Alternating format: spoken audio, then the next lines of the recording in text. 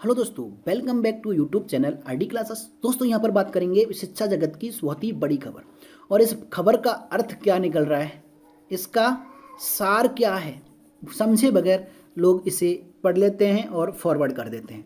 सबसे बड़ी चीज़ है, हमने यहाँ पर 69,000 शिक्षक भर्ती से बहुत कुछ सीखा और हमने यहाँ पर आपको बहुत कुछ बताया। इससे पहले 68,500 भर्ती हुई, उसको भी देखा। तो एक बात समझ में आई कि जो न्यूज़ चल रही है 8 नवंबर 2020 की है। हालांकि न्यूज़ पुरानी है लेकिन इसका अर्थ बहुत ही विशाल है जो कि सोशल मीडिया पर दौड़ रहा है, क्योंकि यहाँ पर सीधा कहा गया है कि बीएड वालों को प्राइमरी से बाहर कर दिया गया है। लेकिन ये खबर है कहाँ की, तो ये आप देख रहे होंगे शिमला यानी हिमाचल प्रदेश की है। अब हिमाचल प्रदेश में क्या हुआ है, पहली से 5वीं कक्षा को पढ़ाने के लिए बीएड धारक नहीं होंगे पात्र, ऐसी खबर आ रही है शिमला से। अब होता क्या है, इसको यूपी में भी देखा गया कि तो अब जब शुरुआत हो गई है शिमला से, तो यूपी में भी इनको बाहर किया जाएगा क्या, बहुत ही बड़ा क्वेश्चन है। तो आपको बता दूं, इससे पहले 69,000 शिक्षक भर्ती हुई और 69,000 शिक्षक भर्ती से भी पहले आपकी कह सकते हैं 68,500 भर्ती हुई यूपी में। तो 68,500 जब भर्ती हुई उस समय इसमें से 22,000 पद खाली चले गए, मतलब हमें योग्य शिक्षक नहीं मिले। तो सरकार के पास एक कह सकते क्लू मिल गया, उसे एक बहाना मिल गया कहने का कि हमारे पास बीटीसी या डीएलएड, ठीक है, योग्य नहीं हैं, इतने अभ्यर्थी नहीं हैं। तो उन्होंने इस शर्त पर जो बीएड वाले थे कि बीटीसी और डीएलएड वाले नहीं हैं, इसलिए हम बीएड को शामिल कर रहे हैं, अपनी जो कह सकते हैं कि शिक्षा को सुचारू तरीका से चलाया जा सके। तो वहाँ पर नियमावली में संशोधन किया गया, ठीक है, नियमावली में संशोधन किया गया और उसके तहत बीएड को प्राइमरी में शामिल किया गया, ठीक है।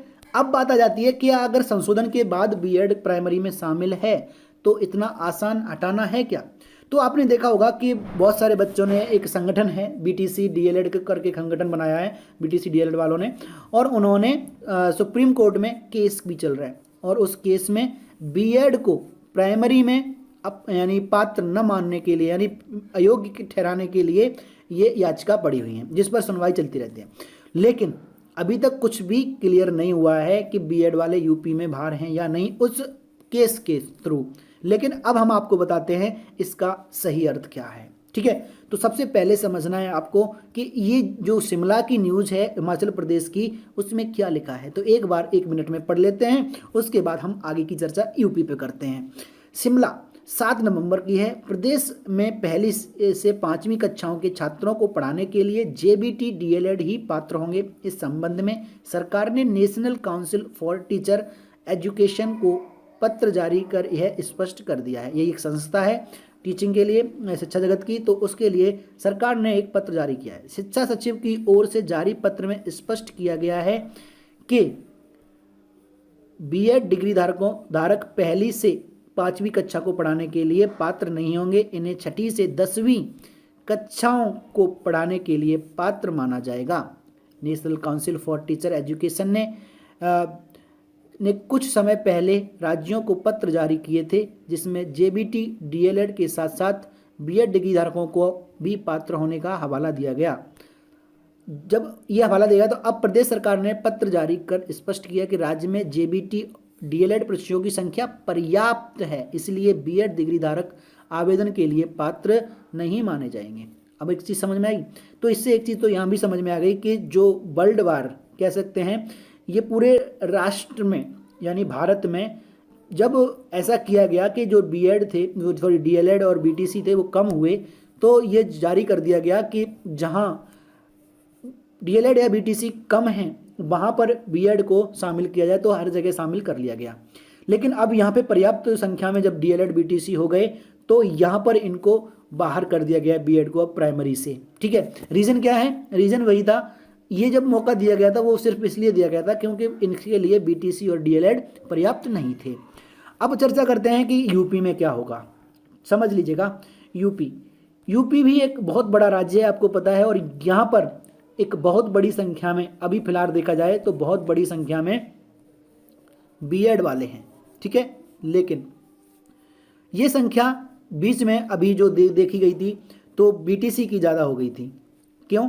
क्योंकि शुरुआत में जब बीएड को शामिल किया नहीं गया था उस समय बीटीसी वालों की संख्या ज़्यादा थी, क्योंकि प्राइमरी में ज़्यादा वैकेंसी निकलती थी। तो प्राइमरी में वैकेंसी की वजह से बच्चों का रुझान यानी अभ्यर्थियों का रुझान, सबका रुझान जो था वो बीटीसी की तरफ चला गया। ठीक है, जब बीटीसी की तरफ चला गया, एक से देखिए समझ लीजिएगा, इससे सार निकलेगा कि वाकई में क्या हकीकत है यूपी में, क्या वाकई में बीएड बाहर होंगे या नहीं होंगे। तो बच्चों का जब रुझान बीटीसी की तरफ गया तो बीटीसी एक बहुत बड़ी संख्या में हो गए। जब बड़ी संख्या में हो गए तो फिर अब हुआ क्या, बीएड को भी तब तक शामिल कर लिया गया।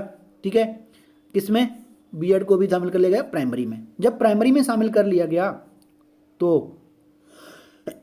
सॉरी, तो जितने अभ्यर्थी ऐसे थे जो शिक्षा जगत से टीचर बनने की कामना रखते थे, तो उन्होंने ये सोचा कि क्यों ना अब हम, जब प्राइमरी में भी बीएड शामिल है और 6 to 10th में भी बीएड चलेगा, तो फिर हम क्यों ना बीएड करें। तो अब बच्चों का रुझान बीएड की तरफ भागा। तो अब जो जिस तरह से पहले बीएड में सीटें खाली जाती थी, बीटीसी वाली फुल हो जाती थी, अब बीटीसी खाली जाने लगी, बीएड वाली फुल होने लगी। इसका मतलब अब बीएड वाले छात्र ज़्यादा होने लगे। तो अभी फिलहाल अगर देखा जाए तो अभी की संख्या जो देखी जाए तो बीटीसी की काफ़ी है, पर्याप्त है बीएड के अपेक्षा। लेकिन आने वाले समय में बीएड बहुत ज़्यादा होंगे। लेकिन अब बीएड ज़्यादा होंगे तो फिर एक बहुमत भी होता है। एक बहुमत बहुत बड़ी चीज़ होती है, क्योंकि बहुमत की ही सरकार होती है।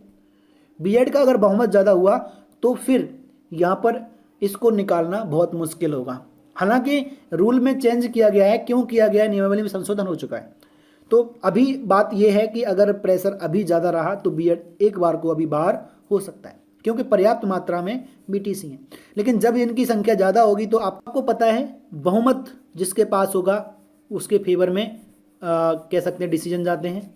तो इस समय जो बहुमत की अकॉर्डिंग देखा जाए तो जो चांस हैं 40 to 60% के हैं। अभी फ़िलहाल सिर्फ 40% बीटीसी और 60% बीएड वालों को चांस है इसमें प्राइमरी में रहने का। अभी भी बीएड आगे है, लेकिन देखना है कितना प्रभावशाली रहता है बीएड और कब बीटीसी अपना प्रभावशाली तरीका बदल देता है या प्रभावित करता है बीटीसी डीएलएड को, सॉरी बीएड को। तो इसकी चर्चा करेंगे अब हम, आगे देखेंगे कि क्या होता है।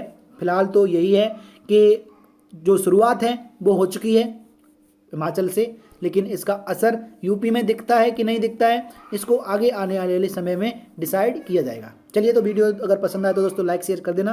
बाकी का अब मिलते हैं आपके साथ नेक्स्ट वीडियो में नेक्स्ट अपडेट के साथ।